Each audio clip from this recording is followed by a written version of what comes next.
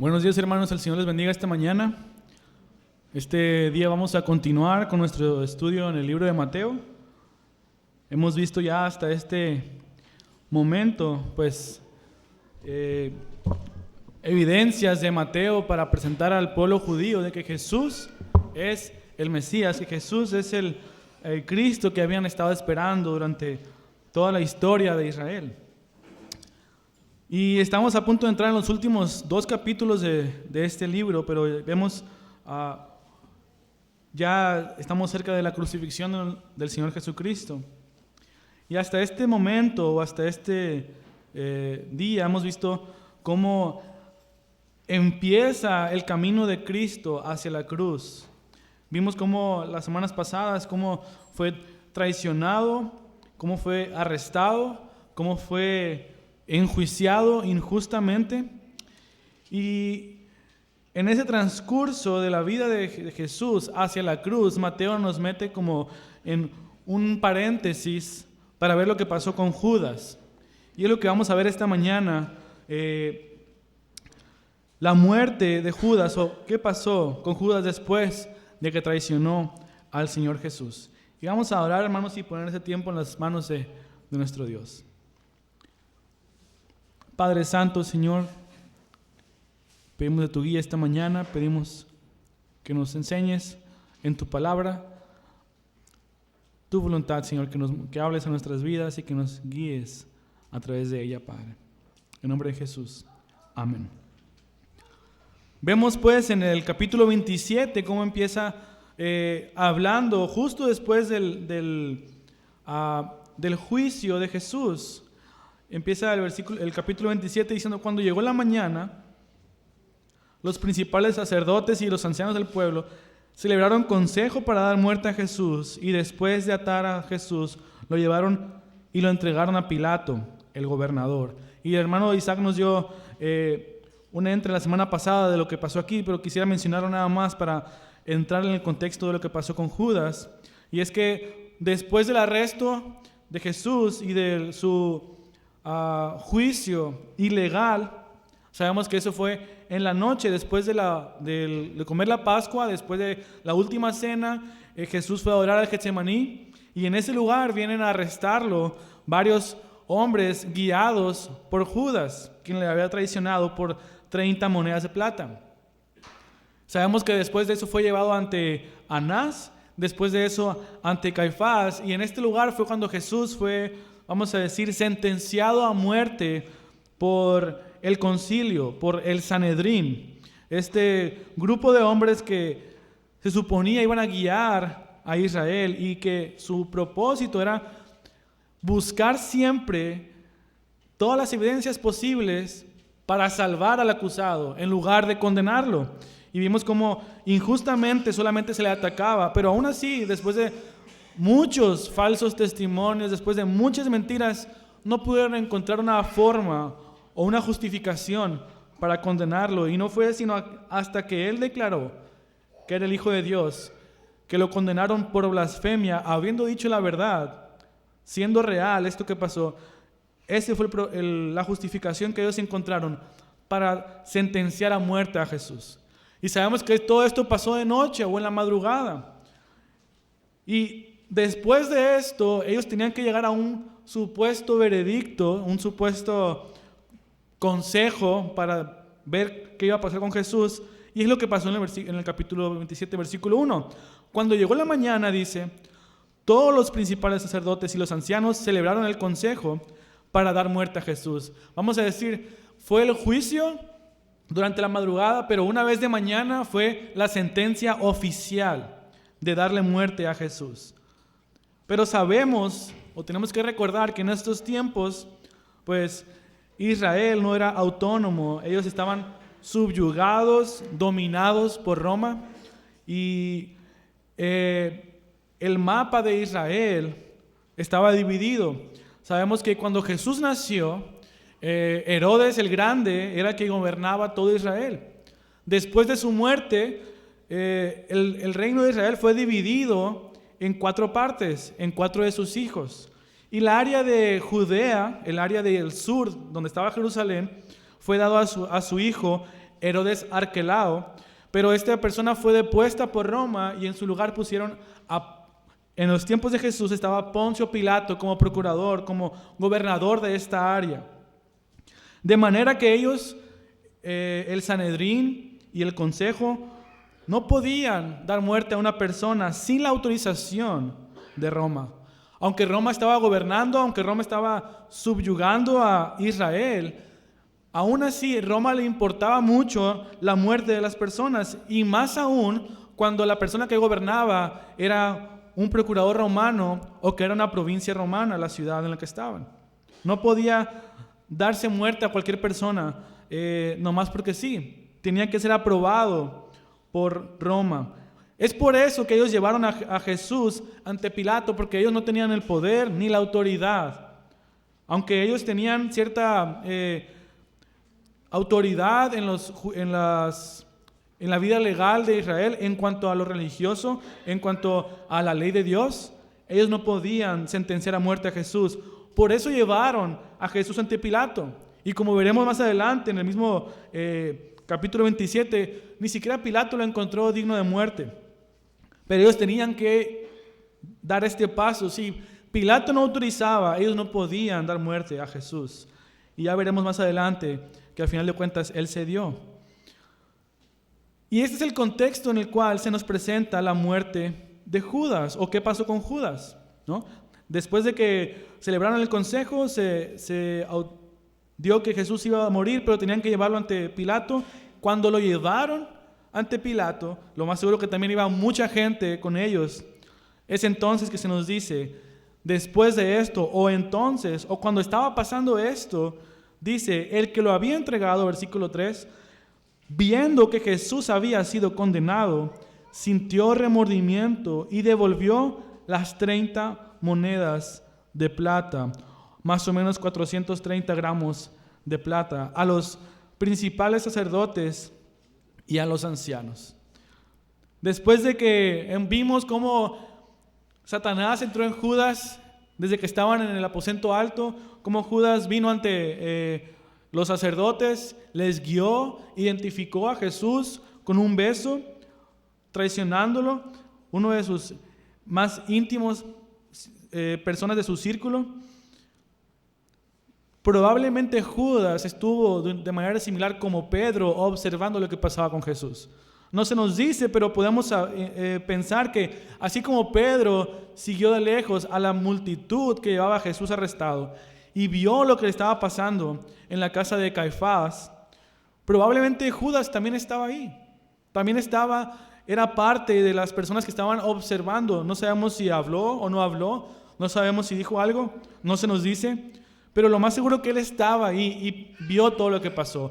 Vio los falsos testimonios, vio cómo le golpeaban, cómo le escupían, vio al final cómo lo ataban y cómo lo llevaban ante Pilato.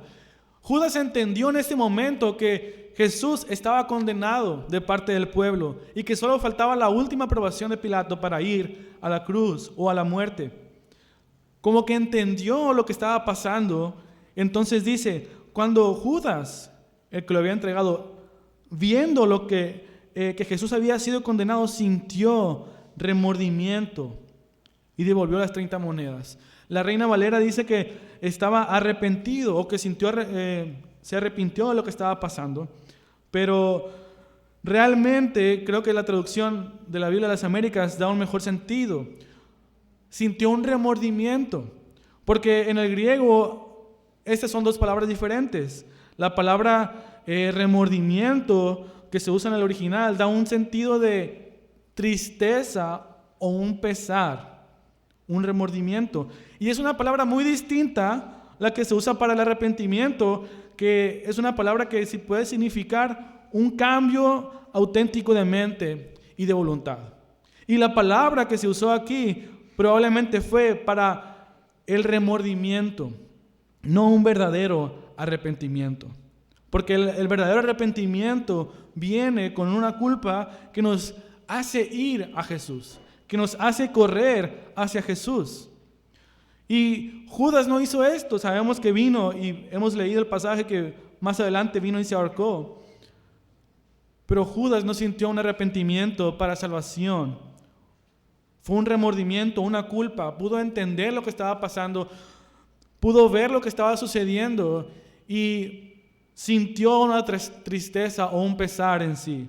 Como cuando podemos ver probablemente un enemigo tuyo, una persona que es tu enemigo, y ves que algo malo le pasa, podemos sentir tristeza, podemos sentir cierta empatía con ellos. Y es lo que Judas estaba pasando, aún después de ver lo que había hecho, aún después de que lo había entregado, que estaba decepcionado porque no era el Mesías que ellos estaban esperando. Vio que lo iban a condenar a muerte y tuvo un pesar, tuvo una tristeza.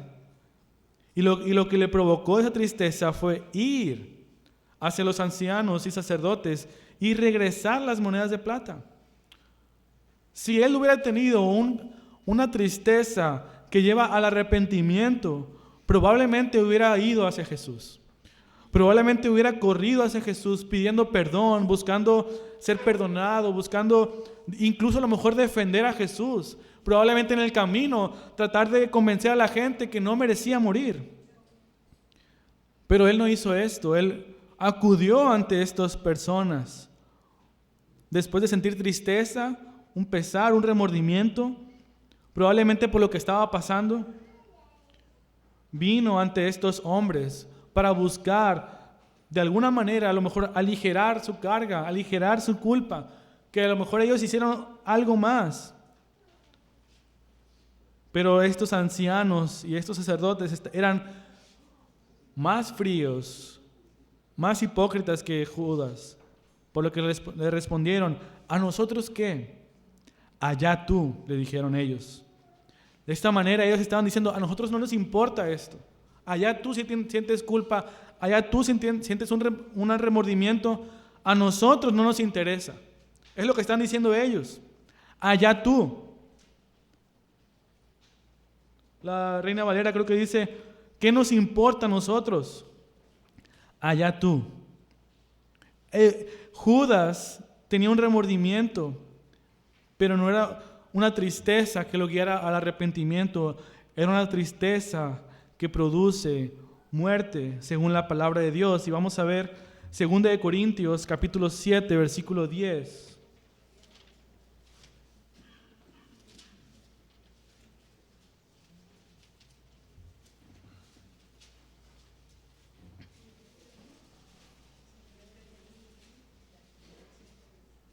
Segunda de Corintios capítulo 7 versículo 10 dice: porque la tristeza que es conforme a la voluntad de Dios produce un arrepentimiento que conduce a la salvación, sin pesar, sin dejar pesar.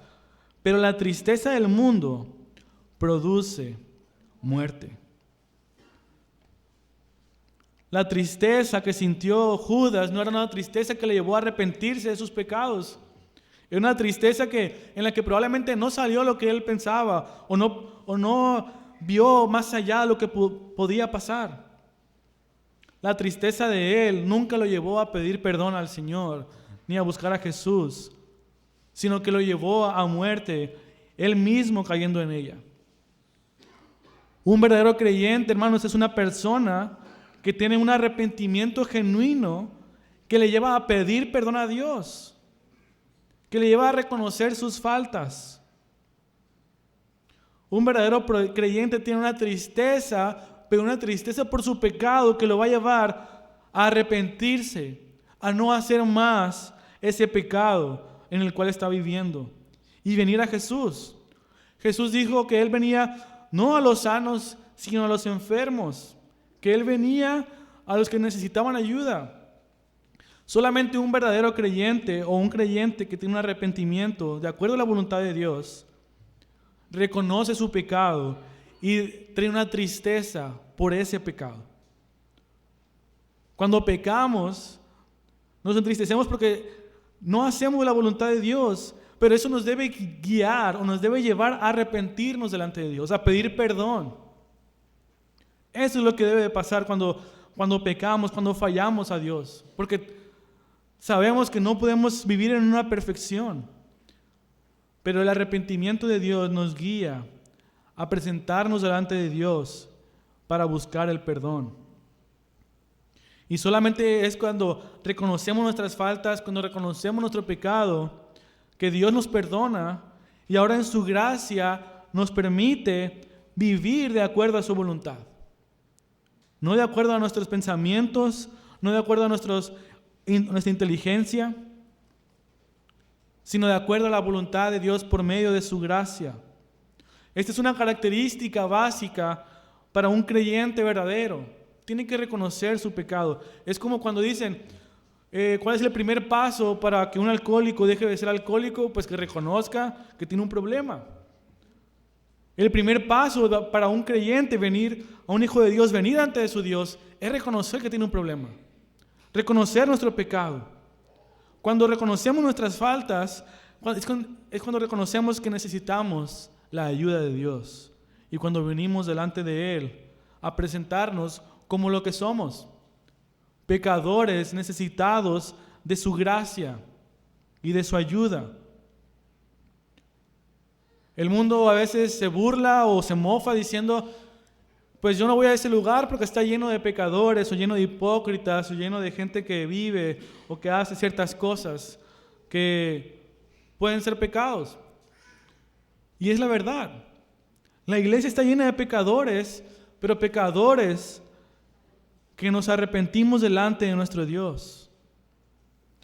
El mundo piensa de una manera equivocada que los cristianos o que los hermanos tenemos que comportarnos de una manera diferente, en el sentido de que cuando cometemos un error, rápido están juzgando y dicen una frase que probablemente le hemos escuchado: ¿y eso qué es, hermano? ¿No? Cuando nos equivocamos, cuando fallamos, dicen, mira lo que hizo. ¿Y eso que es un hermano? ¿Y eso que es? Dice que va a la iglesia. Ellos esperan una cierta perfección, algo que nunca vamos a tener. Y en cierta manera, a lo mejor no del todo, pero creo yo que en cierta manera la culpa la tenemos nosotros mismos. Porque sabemos que tenemos que dar un testimonio, sabemos que tenemos que mostrar un testimonio ante el mundo, mostrar al mundo a Cristo, mostrar al mundo que somos creyentes y que vean a Cristo en nuestras vidas. Y buscamos en cierta manera la perfección para que ellos vean un testimonio. Y cuando fallamos, cuando nos equivocamos, viene el juicio de parte del mundo, pero a veces queremos demostrar incluso esa perfección, incluso dentro de la iglesia.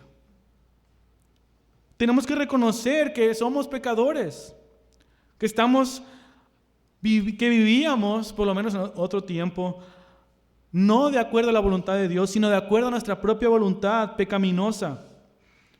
Pero cuando reconocemos nuestra falla, cuando reconocemos nuestra falta, podemos venir ante Dios pidiendo perdón y Él nos perdona. Él nos limpia de toda maldad, porque venimos con un arrepentimiento verdadero.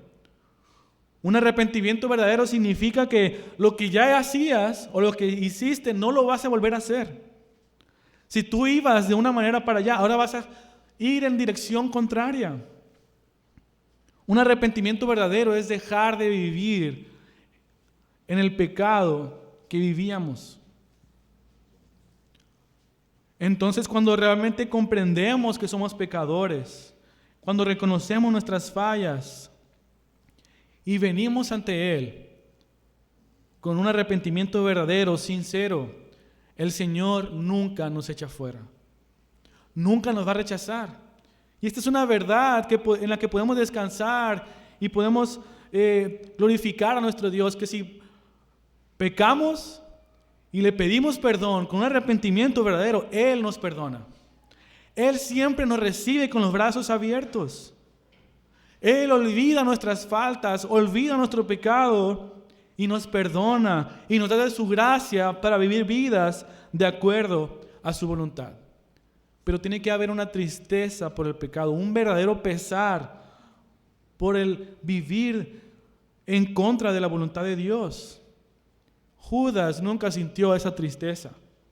Judas nunca sintió una tristeza que le llevara a pedir perdón delante de Dios. Contrario a lo que hizo Pedro. Pedro negó al Señor pero después vimos que lloró amargamente porque tuvo un pesar por haber negado a su Señor. Y vemos cómo después Dios le usa en el libro de los Hechos. Y el testimonio de Pedro es que él murió también crucificado por su Señor. No así Judas, que su tristeza, que solamente le provocó un remordimiento, una tristeza que seguía siendo impía, seguía siendo egoísta. En lugar de correr a Jesús, corrió ante los ancianos y sacerdotes y les dijo: he pecado entregando sangre inocente. A lo mejor Judas estaba reconociendo que fue partícipe de un juicio ilegítimo, que él fue de una manera pagado o sobornado para entregar a Jesús. Esto era una pena que de acuerdo a la ley era merecedor de muerte. Probablemente él entendía esto y quiso lavar sus manos y decir: he entregado a un inocente. Y quiso venir ante estas personas para que a lo mejor cambiar lo que estaba a punto de pasar a Jesús. Y si Judas sintió cierto arrepentimiento o cierto remordimiento y culpa, los sacerdotes y los ancianos no sintieron nada. Su hipocresía, su ceguedad, su rechazo ante el verdadero Dios fue tan grande que cuando Judas sintió culpa, ellos no sintieron nada y le dijeron: a nosotros ¿qué nos importa? Allá tú. Si entregamos a un inocente o no, no nos interesa, no nos importa. Si tú tienes culpa, allá tú siéntela, nosotros no. Ellos están siendo insensibles ante la muerte de una persona cuando les dicen: a lo mejor es inocente, he entregado a una persona que no debía haber entregado. No nos interesa. No les importaba. Aunque pudieron haber sido recordados por Judas que habían entregado a un hombre inocente, a ellos no les importó.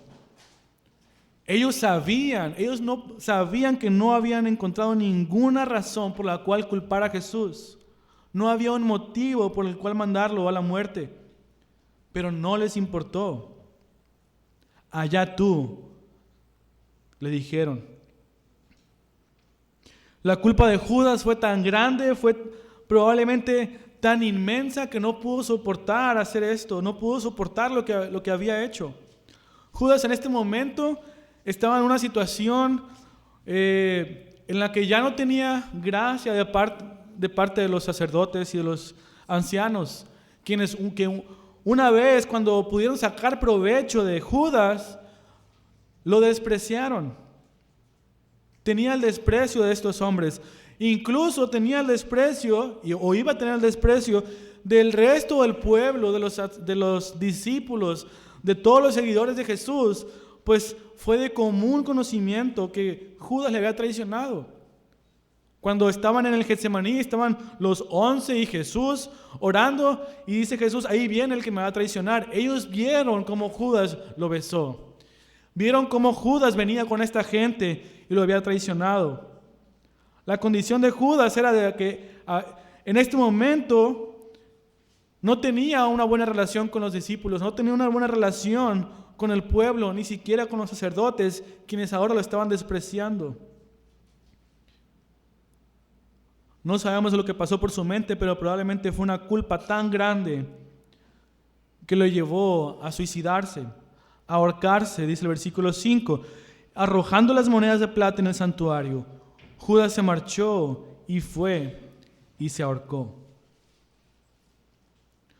Como diciendo, como de una última manera, sellando su culpa o sellando su condena, viene y se ahorca a tomar su vida, pues no podía soportar lo que estaba pasando. Y es hasta cierto punto entendible. Podemos ponernos en los zapatos de Judas y pensar lo que pasaba por su mente. Había traicionado a su Señor, había traicionado a Cristo, que era inocente, y lo iban a matar por su culpa, por lo que él había hecho. Y esto lo llevó a ahorcarse. El suicidio es un pecado tan importante o tan grave como el matar a alguien, porque estamos terminando con la vida de una persona, arrebatando su vida, de la cual solamente Dios tiene control y solamente Dios decide cuándo será el momento de su fin. El asesinar a alguien es un pecado que es tan grave principalmente porque como seres humanos, como personas, hemos sido creados a la imagen y semejanza de Dios. Por lo tanto, solamente le pertenecemos a Él y nadie tiene el derecho de arrebatarle la vida a otra persona, ni siquiera la de nosotros mismos. El matar a alguien es un pecado tan grave que el Señor lo presentó como uno de los que estaban en los 10 mandamientos: no matarás. Judas no pudo soportar lo que le había pasado, que tomó o atentó contra su propia vida. Pero esto sigue siendo un pecado delante de Dios.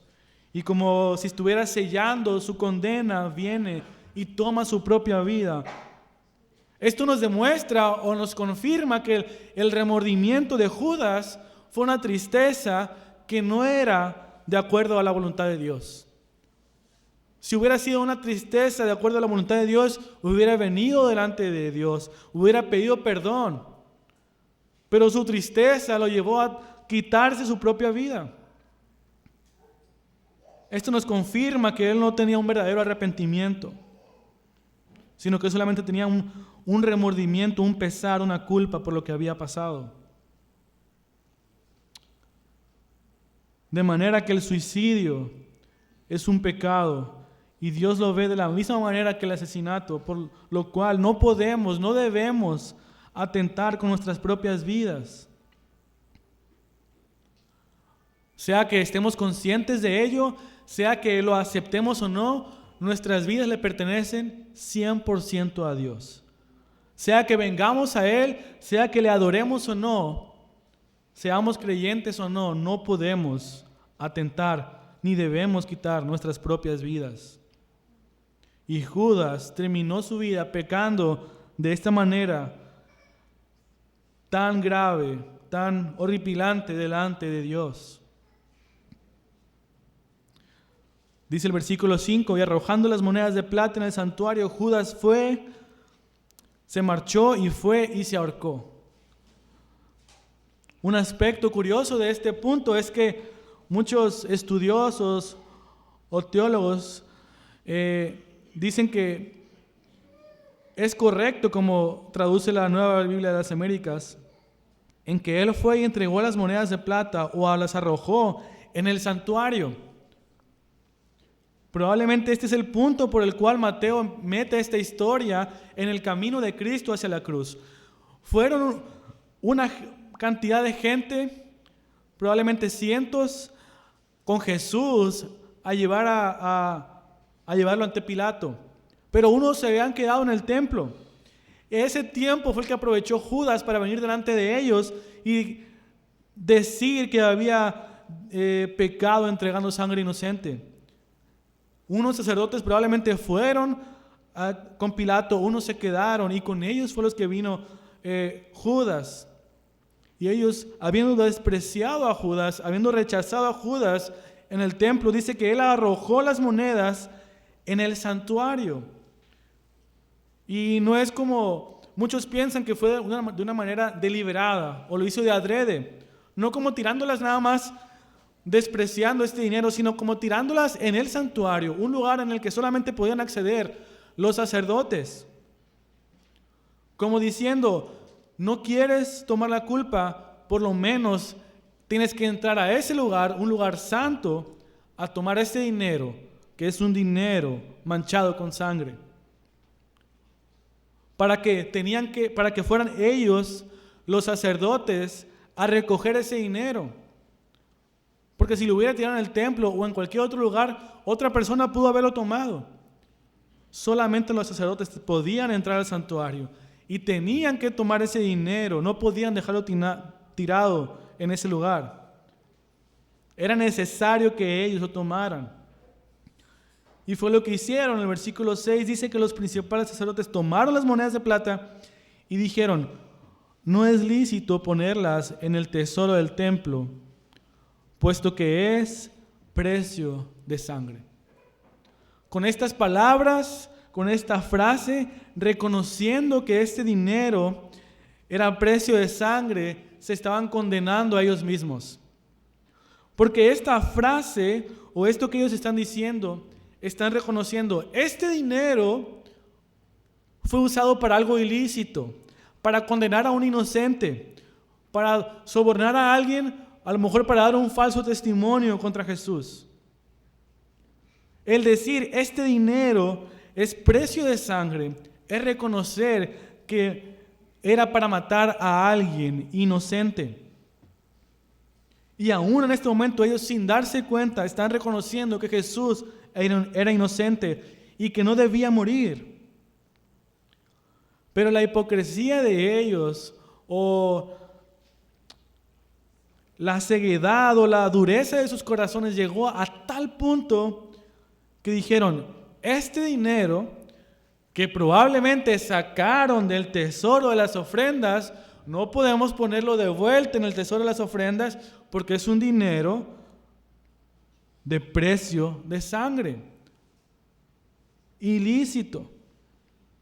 Sabemos que unos sacerdotes fueron con Pilato por los demás evangelios, pero no entraron al pretorio porque no podían contaminarse, porque querían celebrar la Pascua o continuar con la fiesta de la Pascua durante ese día y el resto de la semana.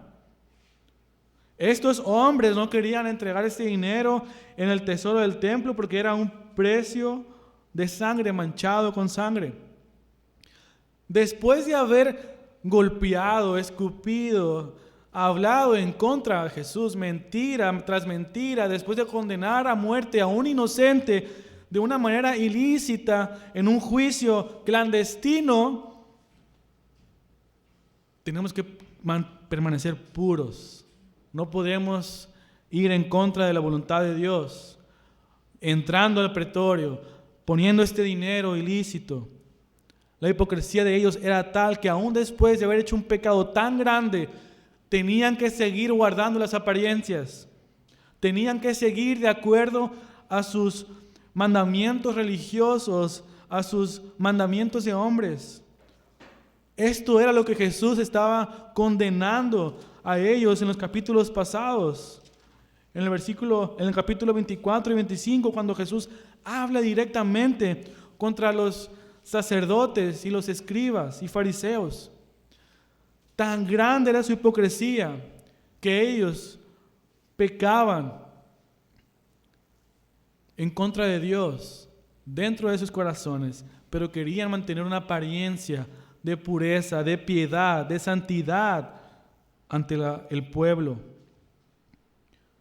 La religiosidad y piedad falsa de ellos llega a un límite tan grande que incluso después de condenar a muerte a Jesús, un inocente, siguen pensando en guardar cierta pureza, cierta santidad delante de la gente. Esto era lo que Jesús hablaba en contra de ellos.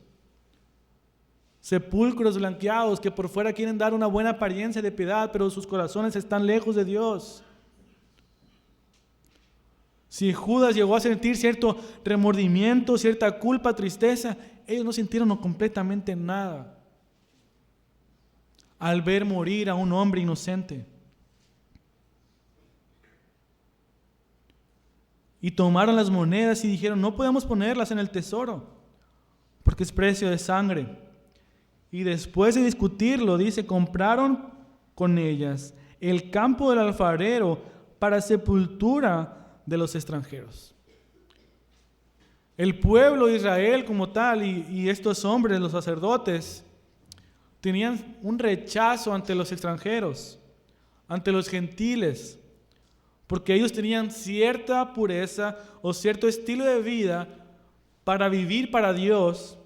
Sabemos que ellos vivían Ya habían puesto demasiadas leyes o cargas a la vida para agradar a Dios, pero ellos tenían tal entendimiento o tal autoengaño que llegaron a tener cierto desprecio o repudio contra los extranjeros. Y dijeron, ese dinero manchado con sangre, pues vamos a comprar un campo en el cual vamos a enterrar a los extranjeros. Porque si de por sí es dinero despreciado, pues que sea un campo para gente despreciada o repudiada por ellos mismos. Dice que ellos compraron el campo del alfarero para la sepultura de los extranjeros. Por eso ese campo se ha llamado campo de sangre hasta hoy. Mateo da un dato ahí diciendo que ese campo, el campo del alfarero, el cual ellos compraron con precio de sangre, ahora es llamado campo de sangre.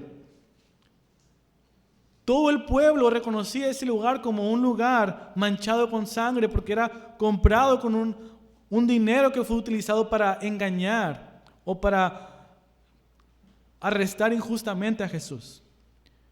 De esta manera, el pueblo entero y probablemente todos los sacerdotes conocían o entendían que habían entregado a un inocente. Una vez más se están condenando a ellos mismos. El pueblo entero era como un secreto a voces. Todo el mundo sabe que ese campo fue comprado con dinero con el cual se traicionó a Jesús. Por lo tanto, es llamado campo de sangre, porque fue comprado con un dinero que era precio de sangre. Y hasta los días en los que Mateo escribió el Evangelio, probablemente 20 o 30 años después de la muerte de Jesús, se conocía ese lugar como un campo de sangre. De cierta manera el pueblo entero llegó a entender y comprender lo que habían hecho. Tan grande era el pecado de ellos que entregaron a un inocente. Pero aún después de todas estas cosas, aún en medio de tanta hipocresía, en medio de tanto desprecio hacia Jesús, hacia Judas, hacia los extranjeros y los demás, Dios demuestra que sigue teniendo el control de todas las cosas y ni siquiera estos pequeños detalles se le escapan de su mano. Dice el versículo 9: entonces se cumplió lo anunciado por medio del profeta Jeremías, cuando dijo: y tomaron las 30 monedas de plata, el precio de aquel cuyo precio había sido fijado por los israelitas, y las dieron por el campo del alfarero, como el Señor me había ordenado.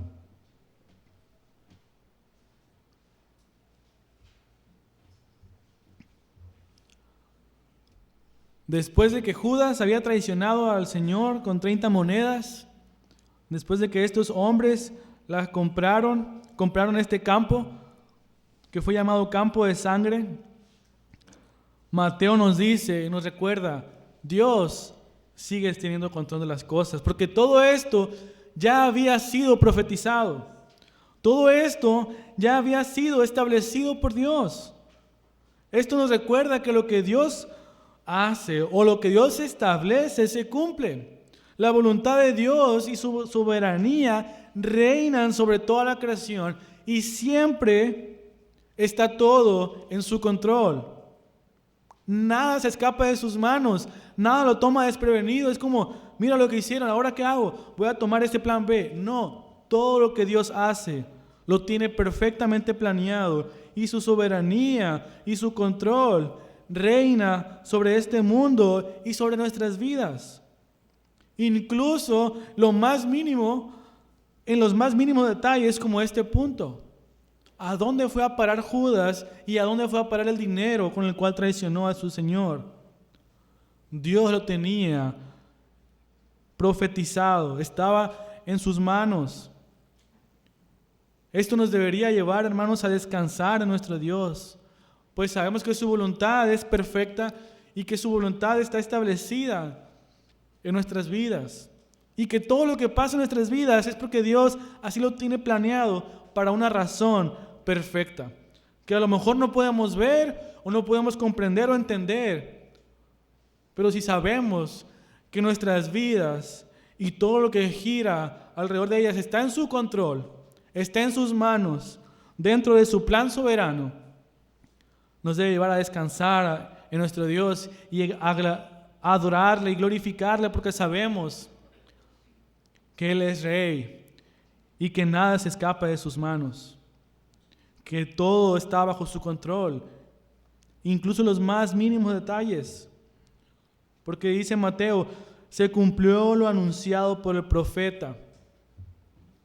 Una vez más, Mateo está presentando, Jesús es el Mesías que habíamos estado esperando, es el Cristo, el elegido, el escogido de Dios. Y una vez más lo vemos hasta en la persona que lo iba a traicionar. Y lo que pasó con el dinero que lo traicionó. Dios ya lo tenía preestablecido en la historia.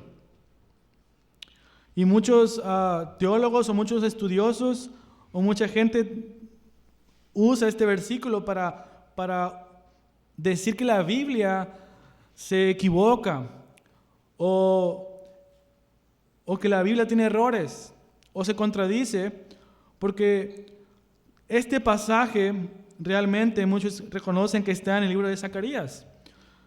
Mateo dice, se cumplió lo anunciado por el profeta Jeremías, pero la escritura o la profecía está en Zacarías. Entonces dicen, hay un error ahí en la Biblia, hay una equivocación, no es correcto.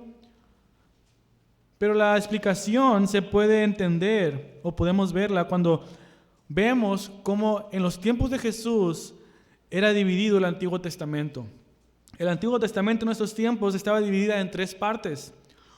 Los primeros 5 libros, que era la ley o la Torá, como se conoce, el Pentateuco, como lo conocemos el día de hoy, los primeros 5 libros. Después tenían los escritos, que podemos ver los libros de historia, los libros de poesía, salmos, proverbios. Y después estaban los profetas. Entonces había 3 divisiones: la ley, los escritos y los profetas. La ley empieza con el libro del Génesis. Los escritos comienzan con el libro de los Salmos. Y los profetas comienzan con el libro de Jeremías. Entonces, era común o era posible que en aquellos tiempos, para hacer referencia a todos los profetas, ellos decían lo que dice en Jeremías. O como si dijéramos lo que dice en la ley de Dios, estamos haciendo referencia a los primeros 5 libros de la Biblia. O lo que dicen los Salmos, pero hacen referencia a lo que dice en todos los libros de esta sección. Y probablemente Mateo hizo referencia a los profetas diciendo Jeremías, porque con este libro empezaba la sección de los profetas. Y si entendemos eso, lo vemos de esa manera, no hay error en la Biblia misma. Pero sea como fuese o sea como haya sido, Dios estaba cumpliendo una vez más su palabra. La voluntad de Dios se estaba cumpliendo y podemos recordar que nada se escapa de sus manos. Dios es Rey y su voluntad y su soberanía permanece para siempre, y su reino lo vemos en nuestras vidas. Esto nos debe llevar, hermanos, a glorificar a Dios, a descansar en Él, pues sabemos que nada ni nadie se escapa de sus manos. Vemos entonces cómo en este momento Judas arrebató o se quitó su propia vida. Pero debemos recordar, hermanos, el arrepentimiento verdadero. ¿Qué es el arrepentimiento verdadero? Estar meditando, estar poniéndonos constantemente a cuentas con Dios para presentarnos delante de Él. Y sabemos que todo está bajo su control, pero que si venimos a Él después de haber pecado con un arrepentimiento verdadero, Él nos perdona, Él nos recibe, nunca nos echa fuera, y en eso debemos de descansar. Y si alguien el día de hoy no ha confiado plenamente en el Señor, aún después de cualquier pecado, pudiendo pensar, el Señor no me puede perdonar por esto que hice. El Señor, si vienes con Él, con un arrepentimiento sincero y verdadero, nunca te echa fuera. Si hemos confiado en Él, hermanos, que podamos estar a cuentas con Dios. Y si no has confiado en Él, ven a Él. Hoy es el día de salvación. En Él tenemos perdón. Judas, aunque tenía a su Señor o al Salvador frente a Él, corrió lejos de Él. Pero si venimos a Jesús, si corremos a Él, si nos presentamos delante de Él, Él nos perdona y nos limpia de todo pecado. Vengamos, hermanos, ante Cristo, quien es nuestro único Salvador, y confiamos en Él si no lo hemos hecho, y si ya lo hemos hecho, que podamos confiar en la soberanía de nuestro Dios, sabiendo que nada se escapa de sus manos y que nuestras vidas están completamente seguras en Él. Oremos, hermanos. Padre Santo, esta mañana, Señor, queremos alabarte, glorificar tu santo nombre, Señor. Pues sabemos que aún en nuestro pecado, aún en nuestras faltas, tú puedes perdonarnos, Señor. Porque aunque el juicio contra Jesucristo fue injusto y era inocente, también sabemos que en tu plan soberano lo mandaste a morir por nosotros y que Él entregó su vida por nosotros para darnos perdón, para limpiarnos de nuestros pecados si venimos delante de ti, Señor. Gracias, Padre, por el amor de tu Hijo Jesucristo. Gracias por esta vida que nos otorgas en Él. Ahora ayúdanos, Padre, a confiar en ti, a esperar en ti, Dios, y a dedicar nuestras vidas 100% a ti, sabiendo que nos has amado con un amor más grandioso, más maravilloso que cualquier otra cosa, incluso más grande que nuestros pecados, Señor. Gracias, Padre, por tu perdón. Gracias, porque en ti tenemos redención de pecados, Señor. Y obra si hay alguien aquí que aún no te conoce, que aún no ha entregado su vida delante de ti, Padre. Produce en aquellos o en ellos una tristeza que venga al arrepentimiento para venir ante ti, Señor. No a muerte, como es la tristeza que produce el mundo, Padre. Obra, Dios, en tu pueblo, y gracias por tu misericordia, Señor. Queremos alabar y bendecir tu santo nombre por tu maravillosa gracia y misericordia, Padre. En nombre de Jesús. Amén.